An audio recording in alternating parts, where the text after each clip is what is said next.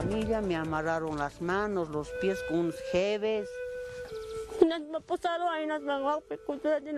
Me duele. No tengo fuerza ni para levantar pesos. Que haya justicia para nosotros. Hace 18 años, más de 2000 mujeres fueron forzadas a esterilizarse. Las víctimas no han recibido aún reparación y justicia.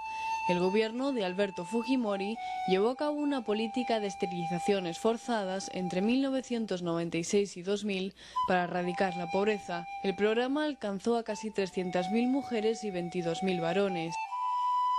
18 años de impunidad.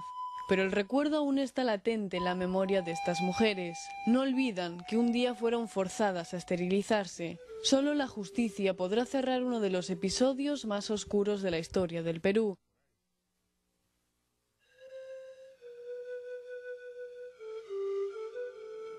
Muy bien, y tal como lo dice pues este documental, justamente que hemos visto un fragmento pequeño de todo lo extenso que dura en sí 32 minutos, solamente la justicia va a poder resarcir y hacer que se curen estas viejas heridas, y justamente estamos con Nilva Iruelas, ella es su directora de Hiperactiva Comunicaciones, que es la productora que ha elaborado justamente este documental Cicatrices del Engaño, y que habla pues acerca de esas operaciones de esterilizaciones forzadas que se dio en este régimen fujimorista. ¿Cómo estás? Y gracias por acompañarnos. Gracias. Y en principio, ¿por qué es que se tomó o se quiso tomar esta problemática en nuestro país, que aún pues tiene heridas muy abiertas, para ser el eje central de este documental? Bueno, pues 18 años después de que se pusiera en marcha el programa de planificación familiar y salud reproductiva, que impuso esterilizaciones forzadas, masivas, a la gente más pobre, quechua-hablante, indígena, campesina, 18 años después todavía no hay justicia, hay impunidad.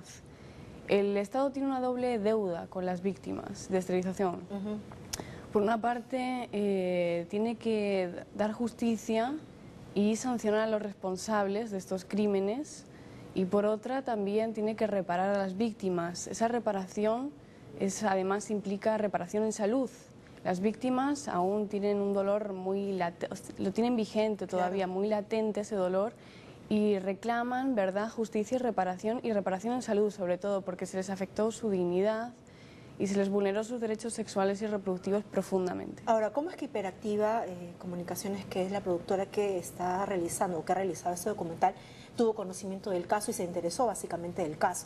Bueno, es algo que viene de muy atrás. Por supuesto, un caso que nos llegó, ¿no?, unas denuncias, que es un sitio que es menos visibilizado, que es Ayacucho, en Independencia, una pequeña localidad donde hay testimonios desgarradores, porque muchas mujeres fueron torturadas durante el conflicto armado interno, pero además de esas torturas sufrieron la esterilización forzada, ¿no? Entonces nos llegaron esas denuncias de esos casos, fuimos hasta allá, hasta Independencia, y realmente son unos testimonios desgarradores, donde las mujeres se sienten abandonadas, se sienten poco reconocidas por el Estado, por supuesto, no se sienten reconocidas, se sienten marginadas, pero también por la sociedad, ¿no?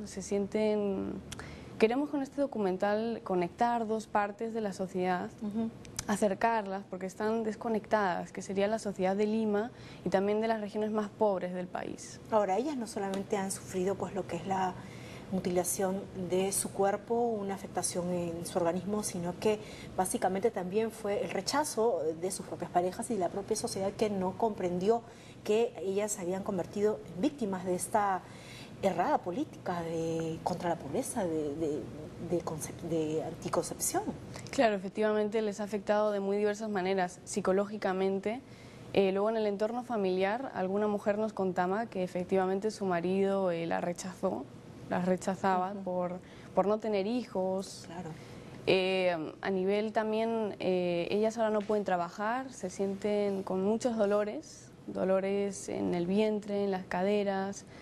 Psicológicamente también se encuentran muy afectadas y sobre todo se sienten marginadas porque nadie les ha reconocido ese daño, nadie les ha pedido perdón por esa flagrante violación de derechos humanos que se cometió contra ellas. Ahora, en el caso de la justicia peruana y de lo que luego se pudo realizar, que es la investigación que aún continúa, solamente se sabe que un caso fue el que reconoció el Estado peruano en su momento, de Mamerita Mestanza.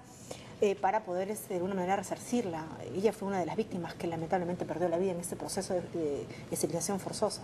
Claro, efectivamente María Mamerita Mestanza falleció en Cajamarca tras ser esterilizada de manera forzada. Es el único caso que ha reconocido el Estado peruano, pero por el acuerdo de solución amistosa, el Estado tiene un compromiso que es investigar y sancionar a los responsables al final de esa política, ¿no? No solo a los responsables directos, sino a los que diseñaron esta política de Estado, que es lo que fue. Ahora, claro, si empezamos a jalar pues los hilos que llevan a las responsabilidades desde las altas esferas, hablamos pues de los que en su momento tal vez fueron ejecutores de esta medida política de esterilización forzada, ministros de Estado. ¿Alcanzaría incluso al expresidente Fujimori? Sí, hay investigaciones, hay documentos, ¿no? Como en el documental preguntamos a diversos especialistas y nos han facilitado también diversos documentos en los que hay comunicaciones al expresidente Alberto Fujimori, donde se daba cuenta del número de operaciones de anticoncepción quirúrgica alcanzadas, que tendría que seguir esta tendencia incremental, que se premiaba al establecimiento que tuviera menor costo. También contó con el apoyo de la Casa Militar para poder transportar los materiales de anticoncepción quirúrgica voluntaria.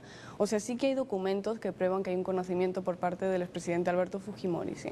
¿Y de sus ministros de Estado en su momento? Y de sus ministros de Salud, efectivamente. Ahora, ¿qué es lo que ustedes han investigado, además de este recojo de testimonios que imagino que habrá sido bastante, incluso doloroso, ¿no? Para ti conocer de boca propia de estas mujeres todo lo que tuvieron que vivir, del recojo de los documentos para hacer un legajo mucho más contundente para que se den pues con los responsables? Claro, y además en el documental destacamos que es algo que a lo mejor no está tan visibilizado, es el tema de la reparación en salud.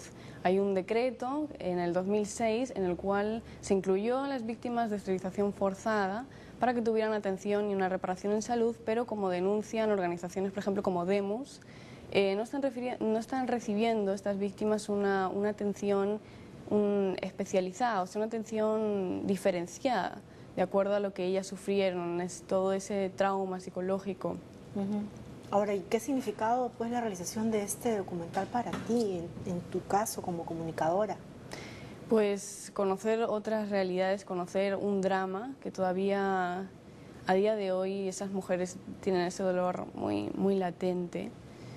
Y sobre todo también queríamos que fuera también un reconocimiento, ¿no?, para ellas, porque ya que no se les ha pedido perdón, no han sido reparadas, ya siguen reclamando 18 años después justicia, verdad y reparación. Es un poco acercarse a ellas y ver que, bueno, que somos mucha la gente todavía que estamos luchando y defendiendo que esas mujeres tengan justicia. Las heridas están abiertas aún, en definitiva. Sí, absolutamente.